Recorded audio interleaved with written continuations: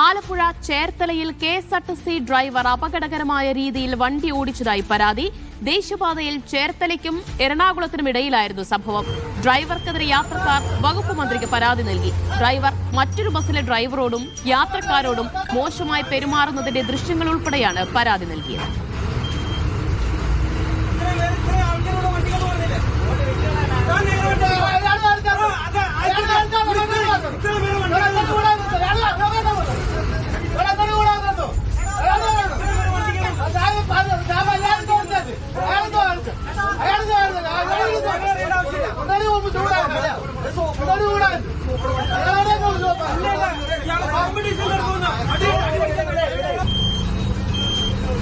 ഫൈസൽ അസീസ് വിവരങ്ങൾ നൽകും. ഫൈസൽ, ആരോടാണ് ഇയാൾ ഈ ഡ്രൈവർ ഇങ്ങനെ കയർത്ത് സംസാരിക്കുന്നത്?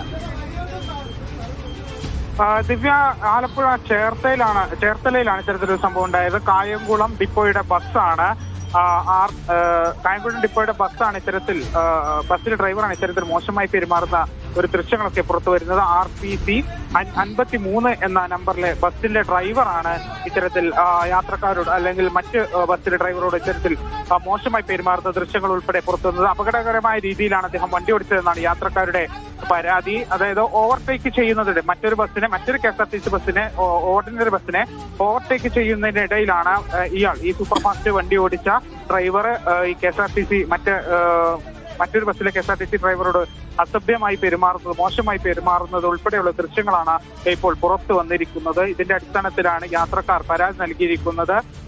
മന്ത്രി KB ഗണേഷ് കുമാറിനാണ് ഇപ്പോൾ പരാതി നൽകിയിരിക്കുന്നത്. ഇദ്ദേഹത്തിനെതിരെ നടപടി ഇതുവരെ എടുത്തിട്ടുണ്ടോ എന്നുള്ള കാര്യത്തിലൊന്നും വിവരങ്ങൾ ലഭ്യമല്ല. ഏതായാലും കഴിഞ്ഞ തിങ്കളാഴ്ചയാണ് ഇത്തരത്തിൽ ഈ ചേർത്തലയിൽ എറണാകുളത്തിനും ചേർത്തലയിടയിൽ ദേശീയപാതയിൽ ഇത്തരത്തിൽ ഒരു സംഭവം ഉണ്ടായിരിക്കുന്നത്. ദിവ്യ, ശരി. ഫൈസൽ അസീസാണ് ആലപ്പുഴയിൽ നിന്ന്.